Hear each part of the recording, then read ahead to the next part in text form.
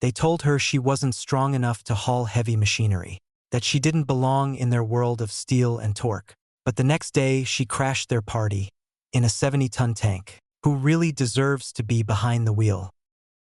The sun beat down on the industrial yard of Elite Heavy Haul, where chrome shined brighter than experience and confidence passed for competence.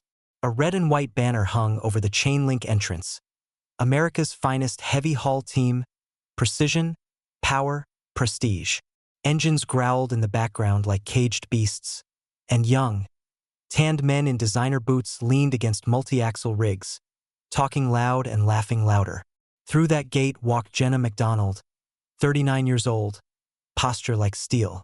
Her brown hair, styled in a practical shoulder-length cut, was loosely tucked beneath her plain cap. Her olive skin bore the wear of wind, sun, and grit. She wore work jeans, scuffed boots, and a black t-shirt with fading white letters, Iron Wheel, 107th Armored Logistics. On her back, a canvas duffel bag held her certifications, references, and a folded flag. She stopped at the reception trailer and met the first obstacle.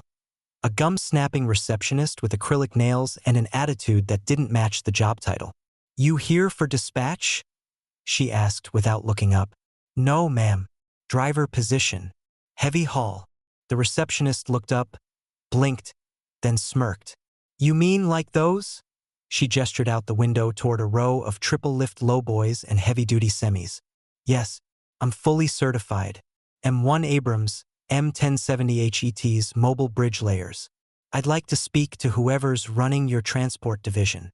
Moments later, Jenna stood in a makeshift conference room across from Russ Kempler, 41, sunglasses propped on his manicured head, button-up shirt unbuttoned just enough to expose a golden Elite Heavy Haul medallion. Behind him on the wall, framed photos of oversized equipment, windmill blades, refinery columns, and one poorly lit image of a rig stuck in mud. Russ scanned her resume with all the seriousness of someone reading a cereal box. "Army, huh? Appreciate your service. But we operate real hauls here. Modular transporters, 9-line configurations, turbine decks. I hauled battle tanks through combat zones under fire," Jenna said, arms crossed. "I've driven on roads that didn't exist 24 hours earlier. I can load, unload, anchor, and maintain, blindfolded if needed." Russ laughed, sliding her folder aside. "Yeah, see, that's the thing. We're not looking for a publicity stunt. Media's real sensitive right now. We can't risk a PR bomb if something goes wrong. Insurance gets nervous. You think I'm a liability? I think you're an unknown. And frankly, we've got guys waiting 6 months just to touch a Goldman trailer. Can't hand the keys to just anyone who comes here saying they know how to fly a rocket."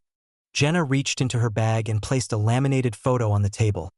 Her, behind the wheel of an M1070, towing a tank across a collapsed bridge with her unit standing atop it, watching her make it across. He didn't even look at it, already focused on something on his phone. "Tell you what, let's do a little test. We've got a lowboy outside, needs to be repositioned. Let's see if you can even hitch it." They led her out to the lot, where a pristine Kenworth W990, all black with silver trim, waited next to a massive lowboy trailer. Jenna nodded with quiet familiarity. She'd seen heavier, scarier, and dirtier, but this was home turf. Russ handed her a clipboard and a key. 10 minutes, he said. Around them, a few drivers gathered to watch, whispering and laughing. One recorded on his phone. Jenna stepped into the cab and immediately felt it. The air pressure gauge was flatlining. She tapped the brakes. No hiss, no resistance. "Something's wrong with the system," she called out. Russ waved from a distance. "It's fine, just old lines. Do your thing." She knew better. Something had been disabled, likely capped at the air tanks. If she moved the rig like this even an inch, she could jackknife or shear off the landing gear. She climbed back out. "This isn't safe. The brake lines are off." A lanky, smirking driver named Troy walked over. "Maybe the Army forgot to teach you where the pedal is?" Russ laughed. "Maybe she's just nervous. Go on, Jenna. Show us that battlefield magic." But she didn't move. She stood there, scanning the trailer, watching the eyes around her. None friendly. None fair. She understood now. This wasn't a test. It was a setup. She handed back the clipboard. I won't put my name on a death trap. Russ took it with a smug grin. That's too bad. Maybe heavy haul's just not for everyone. As she turned to leave, someone muttered, should have tried nursing school. Another chuckled, tell her there's a tank out back. Maybe she'll wake up. She didn't flinch, didn't fire back. But she paused at the gate, then turned just enough to make eye contact with Russ. I've moved equipment across battlefields, deserts, frozen rivers, and enemy lines. I know every inch of these machines, how they breathe. You don't respect that? Fine. You'll remember me anyway. And with that, she walked through the gate and out of the yard. She drove her old pickup down the highway, past the shining rigs of the company that mocked her, past the town that forgot what grit looked like, past every civilian job ad that said, must be willing to learn, but never meant it. She had a plan, and soon they'd see exactly who they turned away. The morning after her humiliation at the elite heavy haul depot, Jenna McDonald stood barefoot in her garage, surrounded by echoes of another life. Her modest home sat at the edge of a small town outside the city, just beyond the clamor of industrial noise but close enough that the low rumble of passing semis still reached her porch. The walls of the garage were lined with faded photographs, convoys stretching across desert horizons, night operations under green-lit goggles, and soldiers smiling in the dust with grease-stained uniforms. One wall held a shadow box with her Medal of Valor, awarded during a rescue operation after her lead vehicle was struck in Iraq. Below it hung her old name patch, Iron Wheel, a nickname earned for keeping convoys rolling even when the odds begged them not to. The centerpiece of the space was a scale model of the M1070 HET, her army workhorse, now dust-covered and missing one axle. She wiped a finger across its hood, then turned toward a small shelf with paperwork. From it, she pulled a tablet. Jenna sat at her workbench and opened a browser, hands steady as stone. On the screen, a live stream began loading. Elite Heavy Haul's Investor Showcase, complete with cheap digital fanfare and camera drones swooping over the depot she'd just been thrown out of. The video cut to the main stage, where Russ Kempler stood grinning behind a podium. Today, he said, we're proud to unveil our largest load to date, a custom-built mining hauler headed to a Nevada lithium operation. This contract puts us on the global map. And for those who doubted our edge, we're just getting started. The crowd of executives and young drivers cheered, clapping hard and loud. Russ continued, bragging about fleet size and capabilities while gesturing toward the bright yellow Bearing TX 500 mining hauler behind him. An absolute beast on wheels, designed to transport 300 tons of raw material in harsh terrain. But Russ didn't know what Jenna knew. She paused the stream, rewound, and zoomed in on a small banner tucked in the corner of the event, sponsored by the Veteran Mobility Investment Fund. She narrowed her eyes. That fund had helped finance several companies after her retirement, and she had signed off on their early grants. Curious, she opened a folder from the lockbox and flipped through records until she found it. Elite Heavy Haul, Investment Class B 3.2% equity stake. She wasn't just a rejected job applicant. She was still a legal minority owner. It hit her like a gear snapping into place. They had built their image on strength, grit, and American muscle, yet they had rejected the most qualified driver to ever walk through their gates, and now stood on her shoulders without knowing it. For a moment, she just stared at the paused screen. Russ, smiling. Drivers cheering. Investors nodding. They thought they had won. Jenna stood, walked into the kitchen, and poured herself a black coffee. She picked up a notebook and began writing names. That afternoon, Jenna changed out of her home clothes and into an old olive green field jacket from her last deployment. The fabric was worn but solid. On her shoulder, the fading patch of the 107th Armored Logistics Battalion. She slipped on military-grade boots, slung her duffel over her shoulder, and stepped outside. She drove her pickup to a remote location on the outskirts of the city, the Regional Veterans Heritage Museum, which sat behind a security gate and an old Air Force transport plane. It was half museum, half forgotten warehouse of decommissioned equipment. many of which Jenna had helped transport some years ago. She parked near a corrugated hangar and walked through a side door. Inside, the space buzzed with fluorescent lights and nostalgia. Rusted jeeps, half-disassembled generators, and a decommissioned M1 Abrams tank rested in the shadows like sleeping giants. "Jenna McDonald," said a voice behind her. She turned to see Sergeant Ray Salinas, 60s, white mustache, worn hands, her former motor pool supervisor and now caretaker of the museum. "I heard you were back," he said. "Didn't think you'd be here this fast." "They crossed the line, Ray," she said, voice low, "and I think it's time I reminded them how steel really moves." Ray nodded slowly, chewing his cheek. "You're not thinking of stealing it, are you?" "No," Jenna said. "I'm asking for a favor. The military owes me nothing. But I owe something to every woman, every vet, every driver they mocked yesterday." Ray sighed and reached into a desk drawer. He pulled out a small key. "She's not active duty. She's a demo unit retrofitted for parade display. But the engine's real. She's fueled, greased, just waiting for a reason." Jenna looked at the tank. Matte green paint chipped at the edges, treads resting like coiled muscles. "She's beautiful," Jenna whispered. Ray stepped closer. "Don't make me regret this." "You won't." As night fell, Jenna rolled the garage door open and climbed inside the belly of the tank. Dust rose around her.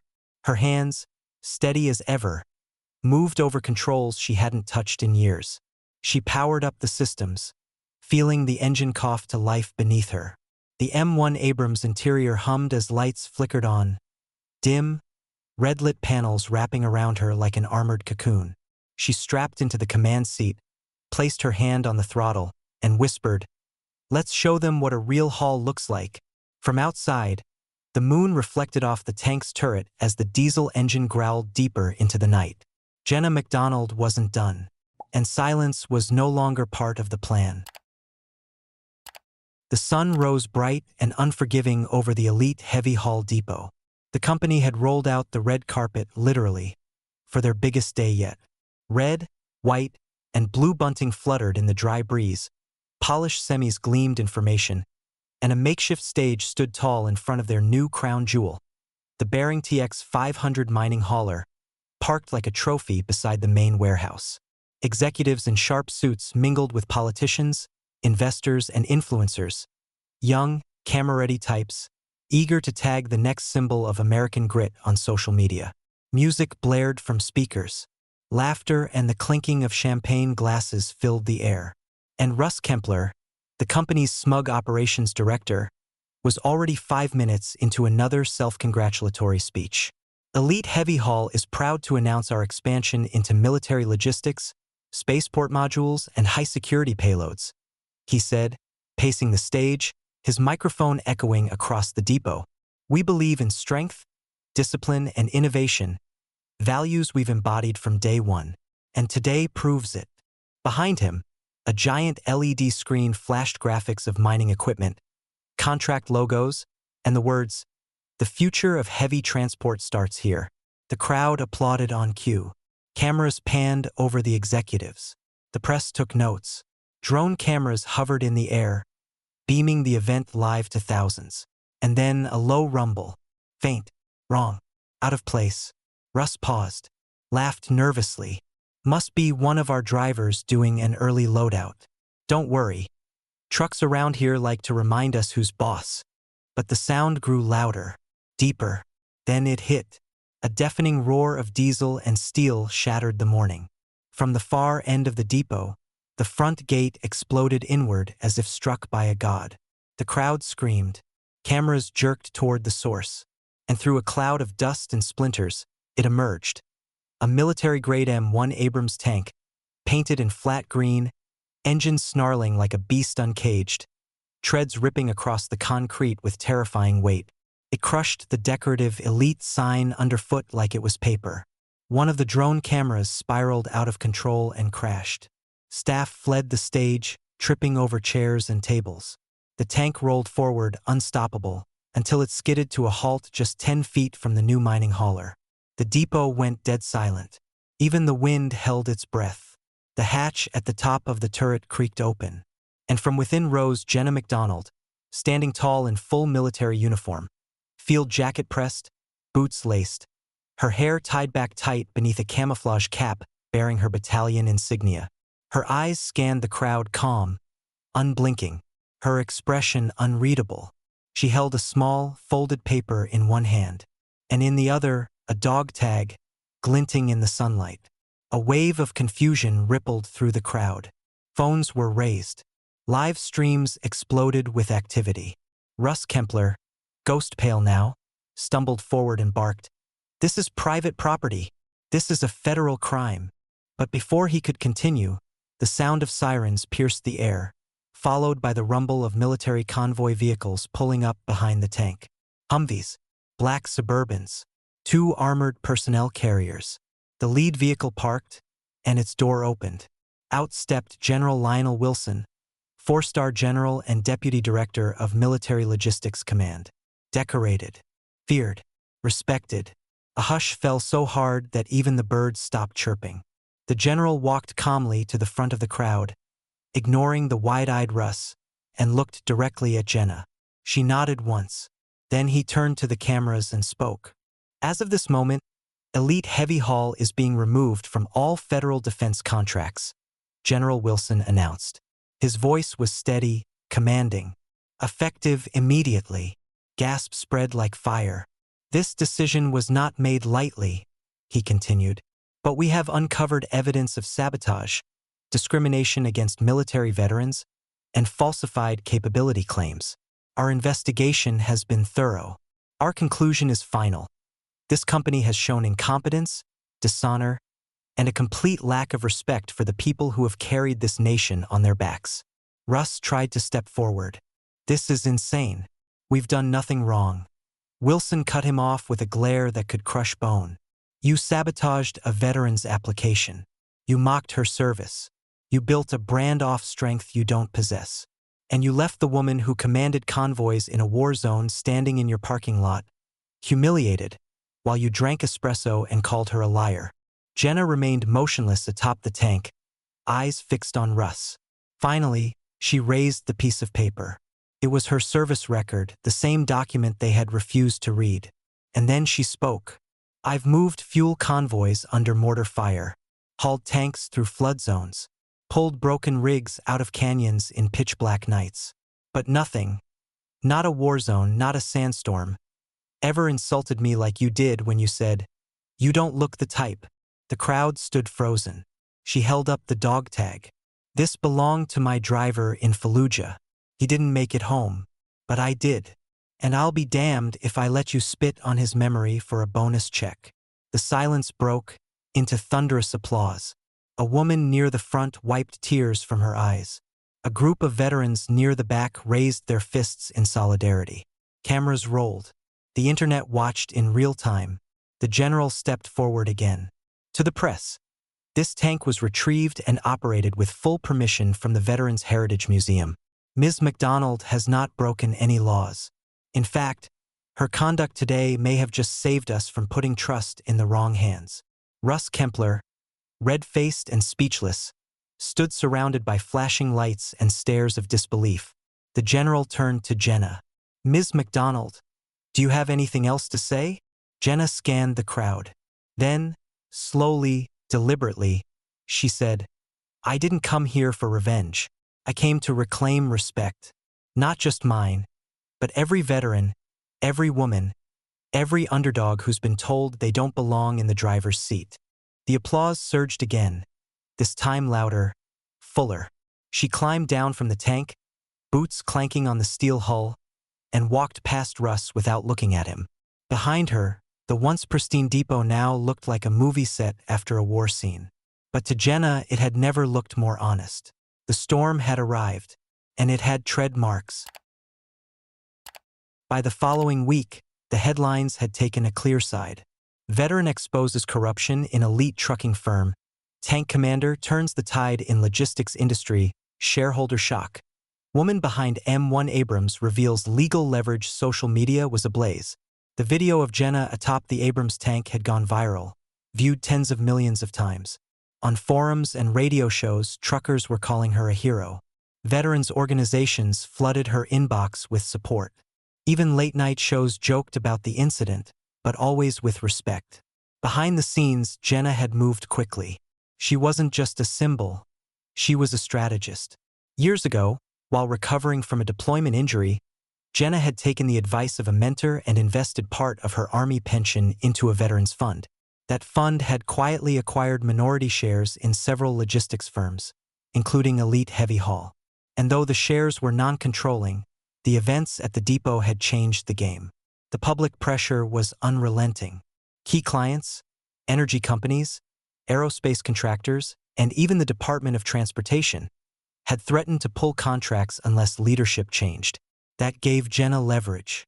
Inside a conference room lined with glass and tension, the remaining board of Elite Heavy Haul convened for an emergency meeting. Jenna arrived in a gray suit, not a uniform, calm, steady, and carrying a thick binder of documents, including a motion to force a leadership vote. Russ Kempler wasn't there. He'd been escorted out days ago, pending federal investigation. A union representative, 2 major investors, and a client liaison sat across from her. One by one, they cast their votes. The old guard lost. Badly. Jenna stood slowly, thanking the board members, and made a call from her flip notebook. Within the hour, the remaining shares were bought out, not by a single person, but by a new collective trust she had arranged with the help of a Veterans Legal Alliance and an independent team of logistics consultants. Elite Heavy Haul was no more. It was reborn that same day as Iron Wheel Logistics. The name was her old call sign, but the company wouldn't revolve around her. It would revolve around principles: fairness, skill, and grit, not privilege, nepotism, or PR games. She entered the main lot that afternoon to face the remaining employees. Some skeptical, some ashamed, some hopeful. Most had seen the live stream. Many had worked under fear and favoritism for years.